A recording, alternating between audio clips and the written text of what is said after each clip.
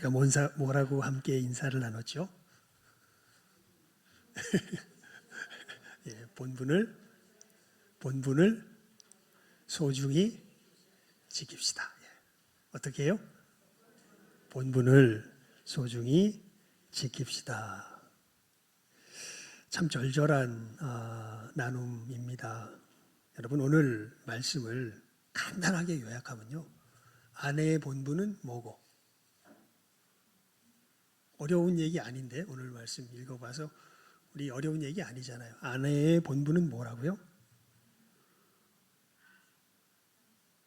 5절 말씀 함께 읽어볼까요? 시작. 전에 하나님께 소망을 두었던 거룩한 부녀들도 이와 같이 남편에게 순복함으로 자기를 단장하였나니. 3장 1절도 그래서 그렇게 시작하죠. 아내된 자들아, 이와 같이 자기 남편에게 뭐해라? 순복해라. 예. 우리 2장 18절 함께 읽어볼까요? 2장 18절 함께 읽습니다. 시작. 사환들아, 범사에 두려워함으로 주인들에게 순복하되 선하고 관용하는 자들에게만 아니라 또한 까다로운 자들에게도 그리하라. 예. 우리들의 본분, 주님께서 말씀하시는 본분, 이게 좀 듣기 거슬립니까? 듣기 순하게 다가오십니까? 거슬리죠. 예. 우리는 뭐 하고 싶어요? 반발하고 싶잖아요. 저항하고 반발하고 싶습니다. 그런데 하나님께서 말씀하세요. 우리들의 이 사회적인 관계, 아내와 남편의 관계, 그 부모와 자식의 관계, 다 거기에 보면 성경에는 놀랍게도 상하 관계를 분명히 권위가 있고 없고의 관계를 이렇게 규정하여 주시고, 그 상하 관계에서 뭐 할 것을 명령하세요? 순복할 것을 명령하십니다. 그리고 그게 우리의 뭐다?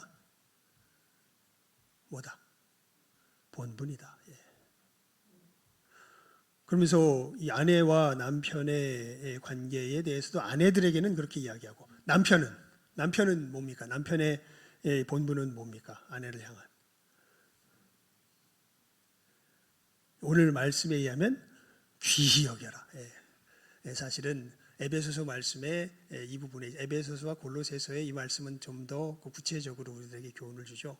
예수님께서 우리를 사랑하신 것 같이 그런 희생적인 사랑으로 네 아내를 뭐해라? 사랑해라. 예수님께서 우리 교회를 위하여 목숨을 버리셨던 것처럼 너희들은, 남편들은 누구를 위하여? 아내를 위하여 뭐를 버릴 줄 알아야 된다? 목숨을 버릴 정도로 사랑할 줄 알아야 된다. 그게 남편의 뭐예요?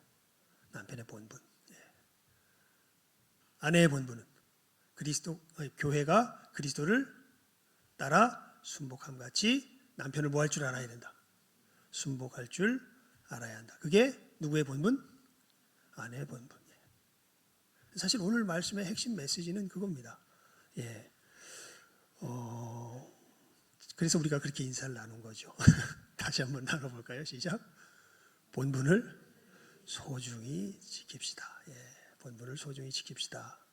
그래서 이렇게 이야기하잖아요.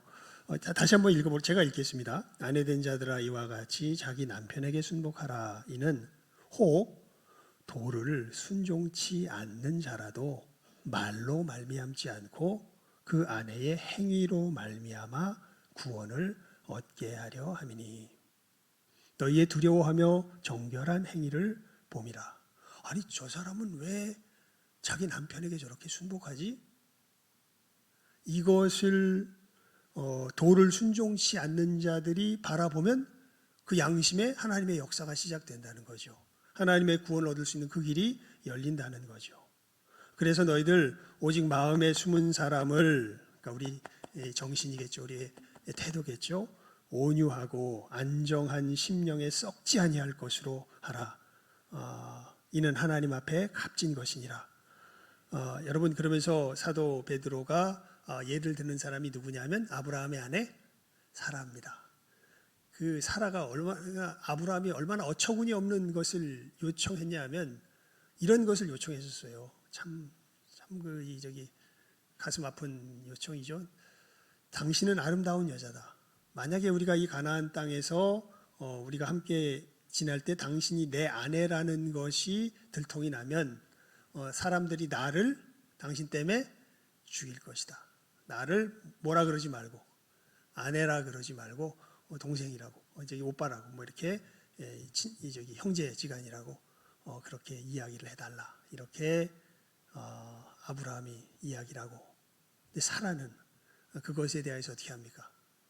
우리가 말씀을 보게 되면 그 약속을 지켜주지요. 그래서 누구에게 두 번이나 다른 사람의 아내가 될 뻔하잖아요. 처음에는 애굽에 가서, 그 다음에는 이 블레셋 왕에게 잡혀가가지고 두 번이나 아내가 될 뻔하는데 그때마다 누가 개입하셔서 하나님께서 개입하셔서 다시 되돌려놓고 했던 그러한 상황을 우리가 말씀을 통해서 알 수 있습니다. 그런데 그때도 이게 어떻게 보면 굉장히 어처구니 없는, 아까 남편의 본분이 뭐라고요? 남편의 본분이 뭐라고? 귀히 여기는 건 내가 설명했잖아요. 어떻게 사랑하는 거라고? 무엇을 걸고 사랑하는 거라고? 목숨을 걸고 사실은 사랑하는 게 남편의 뭔데? 남편의 본분은 잘 기억을 안 하려고 그러네. 남편의 본분이 뭐라고요? 목숨을 걸고 아내를 사랑하는 겁니다. 지키는 겁니다. 그게 남편의 본분이에요. 아내의 본분은 남편을 어떻게 보면 목숨을 걸고 승복한 거죠, 사실은. 이것이 본분입니다. 그래서 아브라함이 당연히 뭐 해야 되는데, 자기 목숨을 걸고 누구를 보호해야 되는데, 사라를 보호해야 되는데 아브라함이 해요, 못해요? 못해. 그런데 사라는 어떻게 해요? 해. 그 예를 지금 사도 베드로가 지금 드는 겁니다. 전에 하나님께 소망을 두었던 거룩한 부녀들도 이와 같이 자기 남편에게 순복함으로 자기를 단장하였나니 사라가 아브라함을 주라 칭하여 복종한 것 같이 너희가 선을 행하고 아무 두려운 일에도 놀라지 아니하므로 그의 딸이 되었느니라. 이렇게 우리들에게 소개해주고 있죠. 그래서 오늘 주시는 메시지는 굉장히 단순한데 이것을 우리가 어떻게 어떤 상황 속에서 받고 있는지 우리가 우리의 상황을 좀 살펴볼 필요가 있을 것 같습니다. 왜냐하면 11월 21일 MBC 100분 토론이 있었더라고요. 거기 보니까 그 요즘 한참 이 사람들의 이목을 받고 있는 이준석 전 국민의힘 대표와 또 이소영 더불어민주당 의원이 나와서 이제 여러 가지 나라 문제를 놓고서 이제 이 토론을 하는 그런 시간이었습니다.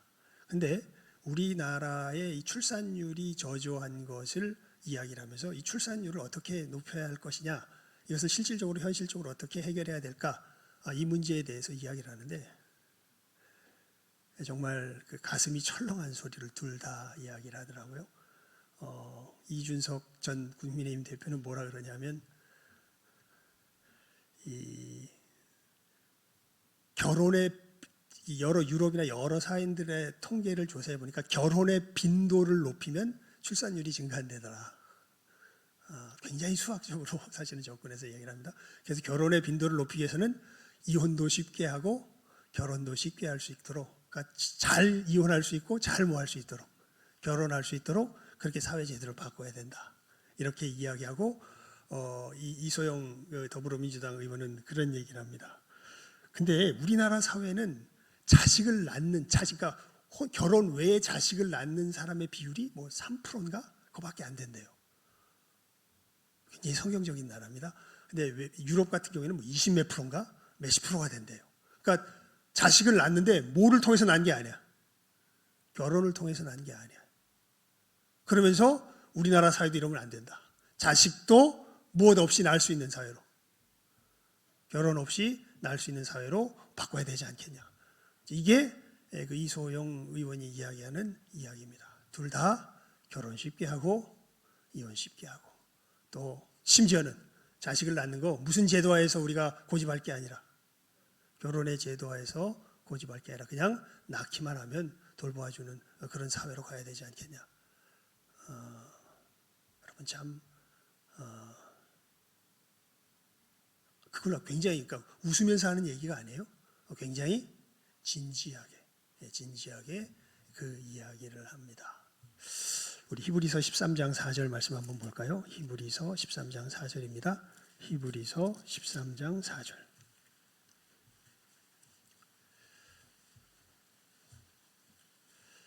함께 읽어봅니다. 히브리서 13장 4절입니다.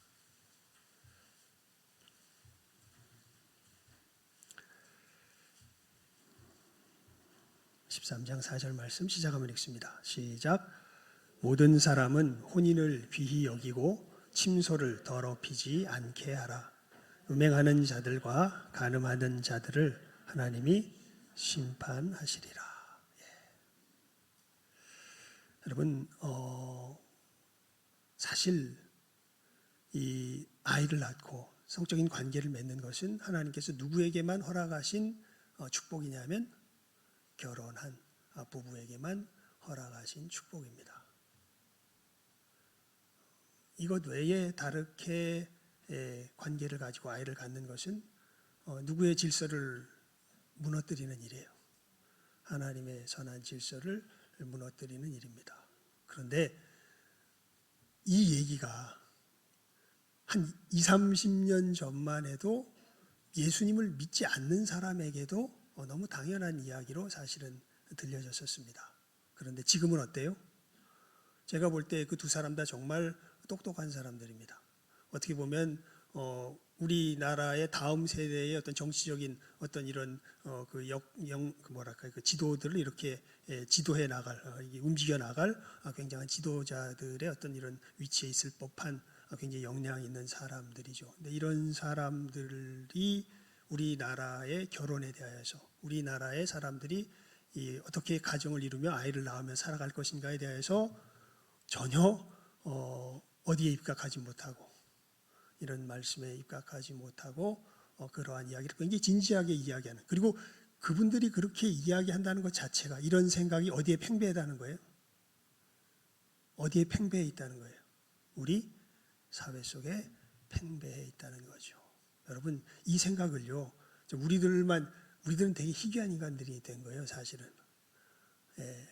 학교에서, 여러 사회에서 이렇게 사람들이 만나서 살아갈 때는 이런 생각들이 점차 강력하게 사람들을 장악하며 그러한 사회로서 우리 살아가는 세상이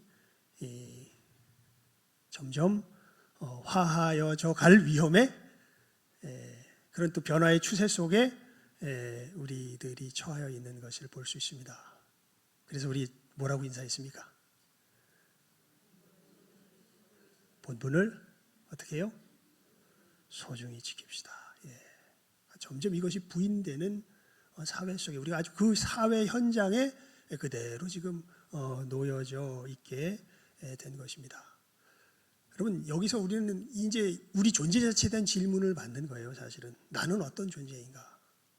여러분, 그렇게 이야기하는 사람들은요, 자기가 어떤 존재라는 이 기반 속에서 그런 얘기를 하냐면 사실은 진화론적인 그 기반이 되지 않고는 그렇게 얘기할 수 없어요. 나는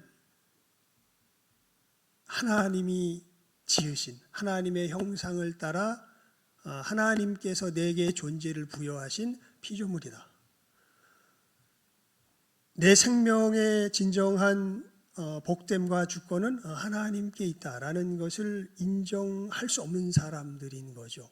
내 생명은 그냥 물질이 우연히 진화되어서 어떻게 하다 보니까 태어난 게 내 생명이고, 그 속에서 희한하게 우리는 어떤 주권적인 능력을, 인식을 가지고 있고, 그래서 내 주권을 내 마음대로 펼치며 살아가는 것이야말로 진정한 나의 인생이다.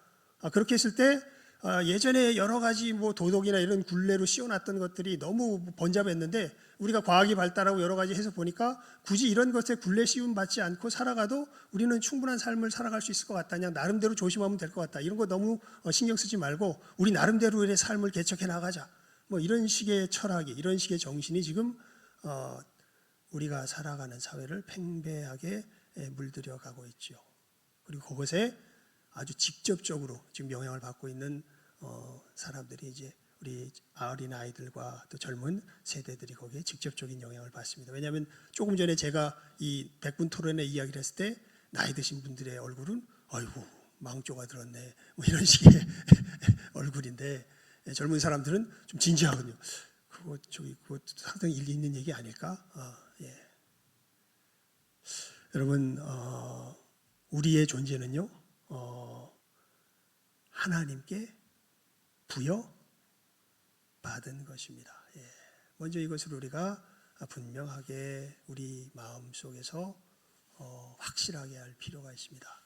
우리의 존재는 내가 창출해낼 수 있는 것이 아닙니다. 우리의 존재는 하나님께로부터 뭐 한 거예요? 부여받은 것입니다. 그러면서 특별히 이 성별의 문제에 있어서는 하나님께서 우리를 사람으로 만드시되 하나님의 형상을 따라 만드시되 무엇과 무엇으로 구별하여 만드셨어요?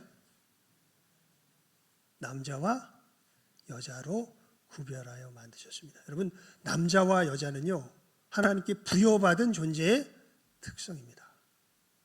이것까지 지금 우리가 살아가는 세대 속에서 사실은 누구 마음대로, 자기 마음대로 이것을 결정할 수 있다라고 생각하는 것이 지금 우리가 살아가는 사회에 굉장히 유행하고 우리 사회를 뒤덮으려고 하는 그런 가르침이죠. 소위 평등이라는 것을 굉장히 지금 사회 속에서 많이 강조하죠. 우리 이제 신성전도대 이제 올해의 공식적인 전도 활동은 지난 금요일 날로 마쳤습니다. 마지막 시간을 이제 가지면서 함께 이야기하는 중에 어떤 우리 권사님과 이제 그 취직 얘기나 이런 거 얘기하면서 공무원 시험 볼 때 남자들이 조금 더 좀 불리한 것 같다. 군대에 갔다 온 것에 대한 아무 혜택도 못 받더라. 뭐 이런 이야기를 하면서 이제 이런 얘기를 해요. 무조건 30%는 여자로서 채워져야 되는 것이 룰이라 무조건 그것을 채워야 되는 것이 지금 그 상황이다. 뭐 이렇게 이야기를 합니다. 그러면서 이러한 생각에 기반해 보게 되면은 사실은 내가 남자다워지고 내가 여자다워지는 것은 다 무엇 먹기 나름이다. 마음 먹기 나름이다. 이런 식의 가르침이 우리들 속에, 그리고 그래서 나의 남자다움과, 심지어는 무슨 얘기까지 하면 나의 남자다움과 여자다움은 누구 결정하기에 따른 것이다. 사실은 내가 결정하기에 따른 것이다.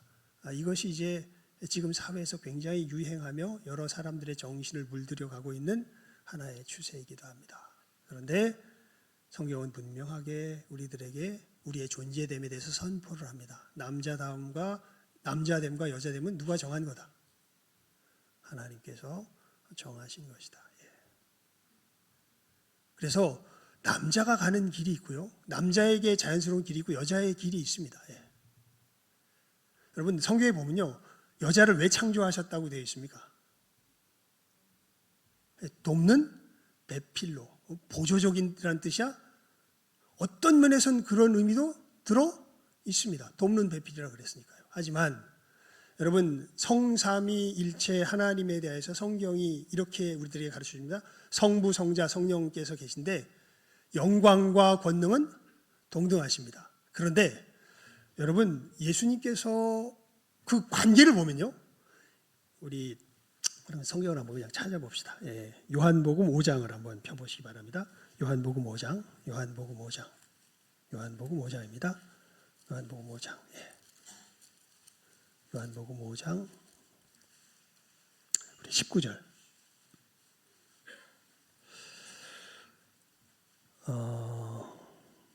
그리고 30절, 두 절 말씀을 5장 19절 30절입니다. 우리 함께 읽어봅니다. 19절 읽고 30절 읽어봐요. 시작 한번 읽습니다. 시작.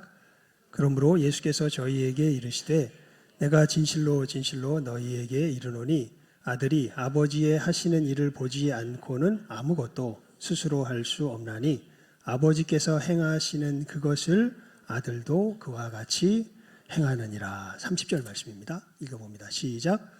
내가 아무것도 스스로 할 수 없노라. 듣는 대로 심판하노니 나는 나의 원대로 하려 하지 않고 나를 보내신 이의 원대로 하려는 거로 내 심판은 의로우니라. 여러분, 예수님께서 성부 하나님과 영광과 권능, 하나님과 같은 같은 위격의 같은 하나님이세요. 그런데 예수님께서 자기는 어떻게 하려고 하지 않는다? 나는 누구 뜻대로 하려고 하지 않는다. 내 뜻대로 하려고 하지 않고 누구의 뜻을 하려고 왔다. 아버지의 뜻을 행하려고 왔다.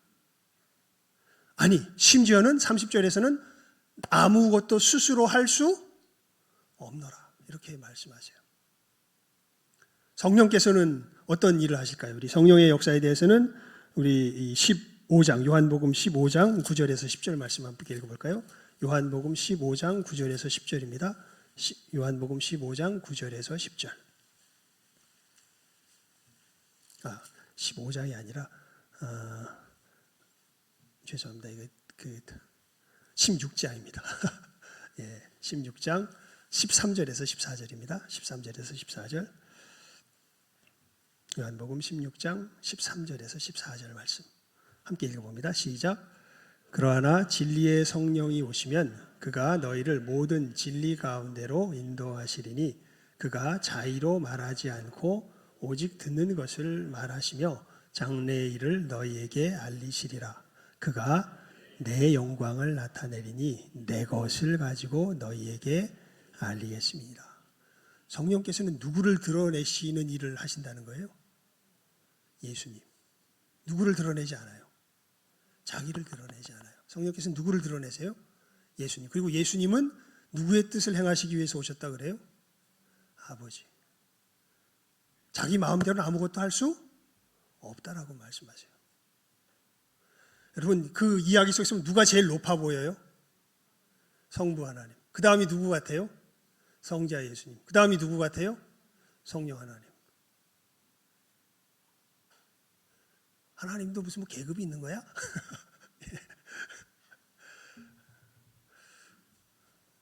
여러분, 놀랍게도 성삼위 하나님은요, 서로가 서로를 이렇게 끔찍하게 위하세요. 그럼 성부 하나님께서 성자 예수님과 성령 하나님을 막 착취하실까요? 우리 타락한 우리의 어떤 이런 타락 후에 우리들은 누군가 위에 있으면 반드시 나에게 뭘 끼칠 거라고 생각해요. 누군가 내 위에 있으면 반드시 나에게 뭘 끼칠 거라고 생각해요. 참 신기하죠? 위에 있는 것 자체가 나에게 뭐가 된다? 해가 된다. 그래서 내가 어디에 올라가야 돼요? 내가 위에 올라가야 돼요. 근데 하나님 나라는 누구만 위에 계신 곳이에요? 하나님. 심지어 성삼위 하나님의 관계 속에서도 놀랍게도 성자는 누구를 높이시고 성부를 높이시고 성령은 누구를 높이세요? 성자를 높이세요.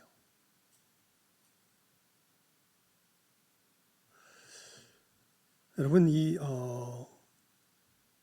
그러면서 이 각자의 그 위격에 따른 고유한 어떤 자리들이 있는 것을 우리가 이 말씀에 보면 알 수 있습니다. 다시 말씀드립니다. 성부, 성자, 성령, 삼위 하나님은 영광과 권능은 동등하신 뭐세요? 다 하나님이세요. 남자와 여자도 하나님의 형상을 따라 지음받은 동등한 뭐예요? 예, 인격체입니다. 예. 성부, 성자, 성령의 이 언어를 빌려서 보면 영광과 권능은 남자와 여자가 같아요, 달라요? 같아요. 무엇으로서의 영광과 권능? 사람으로서의 영광과 권능은 같아요, 달라요? 같아요. 하지만 성경에 보면 분명히 그 관계 면에 있어서는 뭘 주셨어요?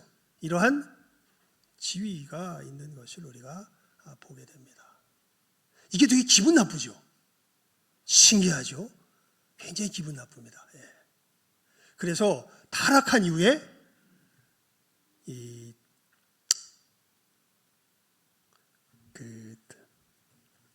창세기를 한번 펴봅시다. 그냥 제가 말로 옮기려니까 설명하는 게 오히려 복잡할 것 같아요. 창세기, 예. 창세기,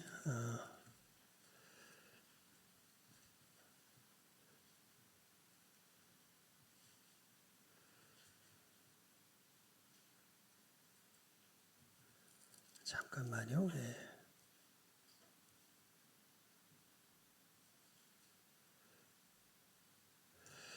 16절입니다. 3장 16절 말씀이에요. 시작하면 읽습니다. 3장 16절. 우리 함께 읽어봅니다. 3장 16절 말씀 시작.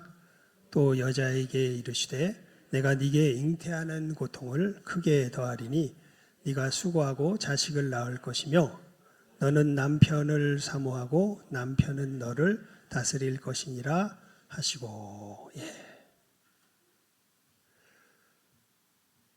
4장 7절도 한번 읽어봅니다. 창세기 4장 7절입니다. 시작하면 읽습니다.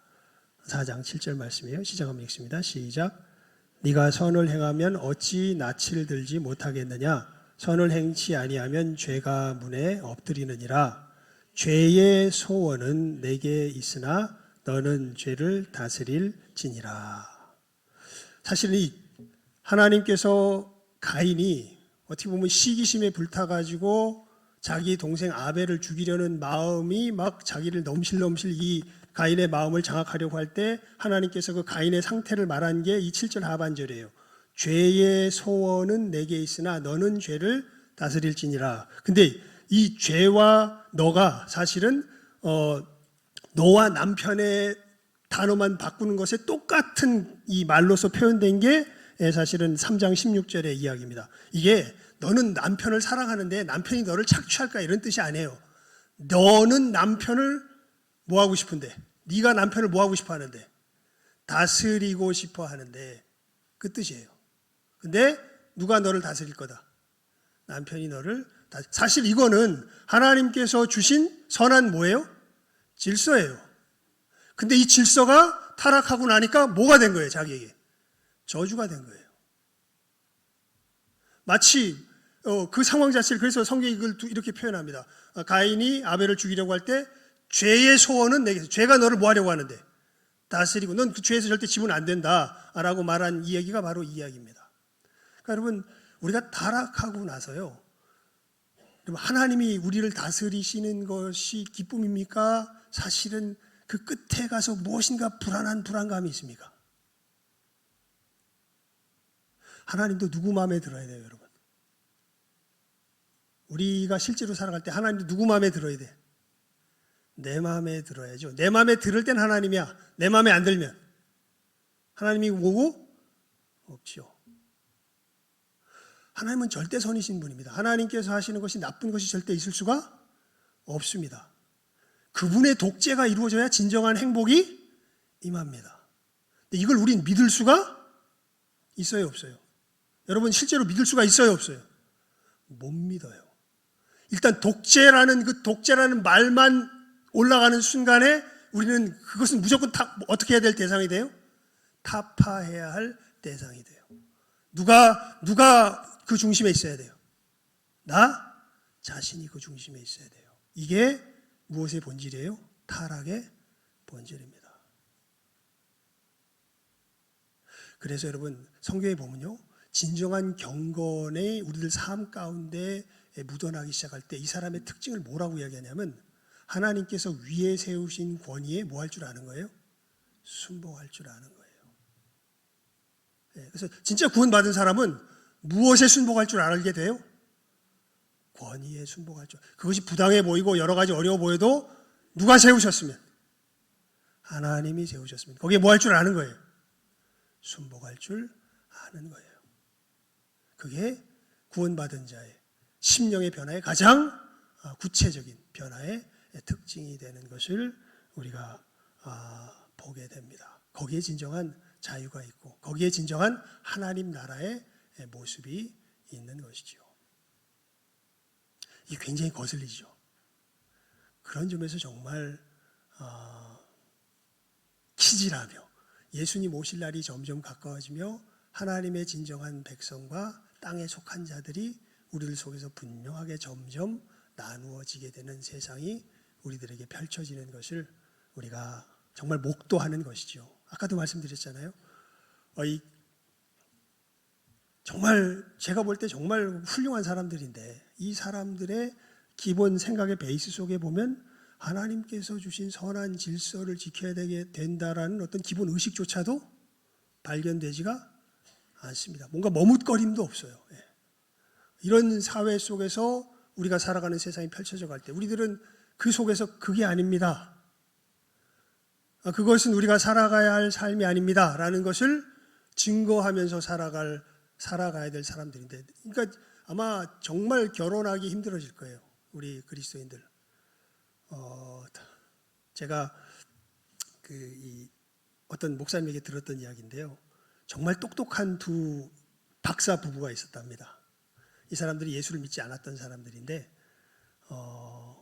어떻게 하나님을 믿게, 예수님을 믿게 됐어요. 그래서 변화되었습니다.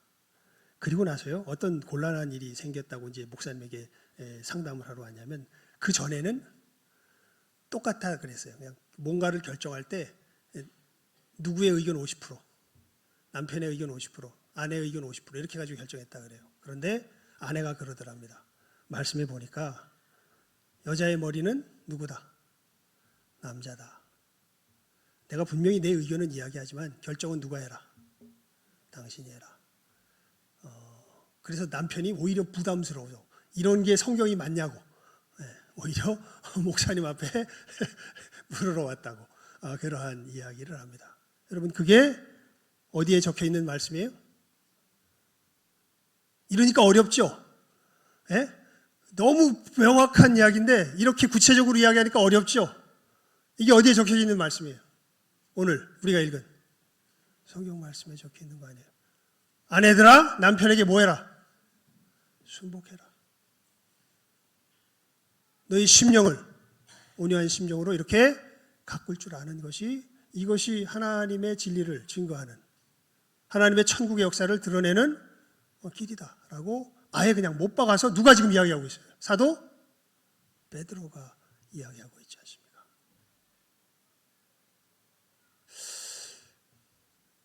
이 다음부터는 이제 우리는 절벽에서 뛰는 심정이 됩니다. 이게 정말 그죠. 이건 마치 꼭 이런 느낌이 들죠. 하나님, 살 길을 알려주세요. 절벽에 매달려가지고 내가 어떻게 하면 이 절벽에서 벗어날 수 있을까? 살 길을 알려달라 그러니까 하나님께서 뭐라고 말씀하시냐면, 그래, 알려주마.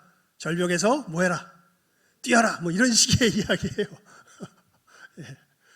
정말 여기에 정말 우리들의 신앙이 나타납니다. 여러분, 누구를 믿으면, 하나님을 믿으면 뭐 할 것이고, 절벽에서 뭐 할 것이고, 뛸 것이고. 근데 이건 못 믿겠다. 어떻게 절벽에서 뛰는 게 그게 생명의 길이냐? 아무리 하나님이라도 말이 되는 소리를 해야지. 나는 이것은 누군 못 믿겠다. 하나님은 못 믿겠다. 그럼 뛰어요, 못 뛰어요? 못 뛰죠. 예. 순복해요, 못 해요? 못 하지요. 여러분, 신앙의 길은요, 자기가 무엇 되는 길일까요?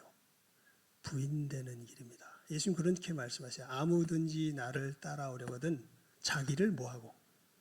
부인하고 날마다 무엇을 지고? 자기 십자가를 지고 나를 쫓을 것이니라. 예수님께서 알려주신 생명의 길은요, 죽어야 산다는 거예요. 내가 살아서 살 수는 없습니다. 하나님의 말씀 앞에 내가 어떻게 돼요? 먼저 뭐 할 수 있어야 돼요? 죽을 수 있어야 돼요. 왜 죽냐면 누구를 믿기 때문에, 하나님을 믿기 때문에. 그래서 사도 바울이 우리들의 믿음을 이렇게 표현하죠. 아브라함의 믿음인데 우리의 믿음은 바랄 수 없는 중에 바라고 믿었느니라. 왜요? 이유는 단 하나예요. 누가 약속하셨기 때문에. 하나님께서 약속하셨어요. 내가 보기엔 아니야. 내가 보기엔 저렇게 될 수가 없어. 그런데 그것을 하나님께서 말씀하셨다는 것을 부인할 수가 없어요. 그랬을 때 믿음의 사람은 누구를 좇지 않고, 자기를 좇지 않고, 누구를 좇아요? 하나님의 말씀을 좇아 나아갑니다. 그것에 대한 너무나 선명하고 분명한 남녀 관계에서의 우리의 본분이 어디에 적혀 있는 거예요? 오늘 말씀 가운데 적혀 있죠. 죄송합니다. 너무 여자들의 순복만 강조했는데 오늘 말씀은 남자들의 뭣도 못지않게 강조해요. 희생도 분명하게 강조. 남자들은 무엇을 주기까지? 자기 목숨을. 여러분, 우리가 하나님 앞에서 맹세하며 예배, 그래서 이 결혼 예배를 드리는 게 그래서 중요합니다. 결혼했으면요, 누가 뭐래도 이 사람은 누구예요? 납니다. 하나님이 둘을 어떻게 만드셨어요? 하나로 만드셨어요. 그래서 결혼식 때 늘 하나님의 말씀을, 이제는 무엇이 아니야 무엇이니? 둘이 아니라 무엇이니? 하나이니. 여러분, 남편은 이 부분을 분명하게 살다 보면 막 아니었으면 좋겠죠. 뭐 누가 더 나한테 더 어울려 보이고 누가 더 훨씬 더 편해 보이고 막 그렇게 되는데 아닙니다, 여러분. 하나님과 언약해서 맺은 이 사람이라면 그냥 하나님의 말씀이 그래요. 너에게 다른 배필은 없다. 네가 내 앞에서 언약해 맺었다면 이 사람이야말로 너의 뭐다? 반쪽이다. 너는 누구와 하나 되어서 간다. 무엇이 갈라놓기 전까지는, 죽음이 갈라놓기 전까지는. 그리고 정말 안타까운 일이지만 누군가가 음행함으로 서로의 이 하나님의 혼약의 귀한 약속을 파기하기 전까지는 무슨 뭐 성격 차이니 뭐 이딴 거다 사실은 하나님 앞에 핑계 댈 수 없습니다. 예. 음행한 연고 외에는 뭐 하면 안 돼요. 그래서 이혼하면 안 돼요. 예. 아유, 저기 폭력적인 남편인데 그렇게 말할 수 있을까요? 저는 모르겠습니다. 여기에 대해서는 네가 견딜 수 있겠어? 그러면 나도 못 견딜 것 같아. 이렇게 얘기할 수 있을지 모르겠는데, 그런데 폭력적이라고 갈라서는 건 누구의 뜻은 아니에요. 하나님의 뜻은 아니에요. 분명히 말씀하셨어요. 뭐 외에는, 음행한 연고 외에는 뭐 하지 말라고? 갈라서지 말라고. 분명하게 누가 말씀하셨어요? 예수님께서 말씀하셨어요. 예. 여러분, 우리 현실 속에서도 굉장히 무겁게 다가오는 부분들이 없지는 않지만 메시지 자체는 단순합니다. 남녀 사이의 관계는 너무 선명합니다. 특별히 남편과 아내의 관계에서 아내는 뭐 할 줄 알고 자기 의견을 피력하지 말라는 뜻 아니에요. 하지만 그 자리에 이르면 뭐 할 줄 알고 순복할 줄 알고 남편은 뭐 할 줄 알아야 돼요. 아무리 자기 마음에 안 들고 뭐 해도 누구만이 내 유일한 반려자예요. 이 여인만이 내 유일한 반려자예요. 나와 함께 생명의 유업을 함께 나눌 자인 것을 알고 이를 위하여 누가 교회를 위해서 희생하듯이 예수님께서 교회를 위해서 희생하듯이 나도 누구를 위해서 내 목숨을 버릴 줄 알아야 돼요. 내 아내를 위해서 목숨을 버릴 줄 알아야 하는 것이죠. 이게 남자와 여자를 향한 하나님의 뭐예요? 선한 질서입니다. 이 분명한 이야기 우리 오늘 마음 가운데 확실하게 새기시며 아무리 세대가 흔들리고 우리를 미혹 가운데 빠뜨리려 한다 할지라도 그러면 가만히 얘기 듣다 보면 말씀 따르는 사람이 손해볼 것 같아, 이익 볼 것 같아요? 손해볼 것 같잖아요. 한번 가보십시오. 손해보나 이익을 보나. 실제로 여러분의 눈, 여러분의 판단을 의지하지 말고 하나님의 말께서 따질 각오를 하고 가세요. 하나님, 이건 내가 아무리 봐도 틀림없이 내가 순복하며 가면 이게 손해보는 길이야. 근데 누가 말씀하셨으니까. 하나님 말씀하시니까 그러니까 일단 내가 누구 믿고 가볼게요. 하나님 믿고 가볼게요. 한번 가보세요, 일단. 아유, 어떻게 저런 여자를 위해서 내가 희생을 해. 하나님 뭐라 그래요? 이왕 일단 결혼했으면 저 사람은 너의 뭐다? 하나 된 아내다. 너의 몸이다. 그를 위해서 희생해라. 아이, 어떻게 저렇게 해요? 해라. 일단 누구 믿고 가보는 거예요.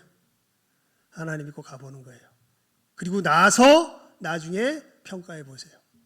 정말 이게 손해가 나는 건지, 이게 정말 진정한 축복이요, 진정한 자유를 누리는 길인지, 이 분명한 생명의 걸음, 이 시간 우리 마음 가운데 확실하게 새기시며 이 귀한 복락들을 풍성하고 충만하게 누리실 줄 아는 이 시간 함께하는 우리 모든 귀한 복된 영혼들 다 될 수 있기를 주님의 이름으로 축원을 드립니다. 기도하겠습니다. 하나님 아버지, 감사드립니다. 정말 어지러운 세대 속에서 우리가 걸어가야 할 그 좁은 길을 하나님께서 사도 베드로의 이 투박한 말을 통하여서 우리들에게 너무도 분명하고 확실하게 비추어 주십니다. 아버지 하나님, 우리 귀한 영혼들 믿음을 더하여 주시옵시고 함께 나누었던 것처럼 하나님을 신뢰하기에 내 눈에 보기에는 여러 가지 참 불합리해 보이고 아니 심지어 죽을 것만 같은 여러 길들이 내 느낌, 내 시야에 잡힌다 할지라도 하나님의 약속이 분명한 것을 저희들 깨달아 할 때에 우리들의 모든 생명 주께 의탁드리며 이 하나님의 약속의 길을 힘차게 걸어갈 줄 아는 귀한 빛의 걸음, 이 믿음의 걸음 참으로 힘있게 전진하며 걸어갈 수 있는 새 힘 더하여 주시기를 이 시간 간절히 바라옵고 소원하옵고 축복하오며 모든 것 예수님의 이름으로 기도드리옵나이다. 아멘. 우리 찬송가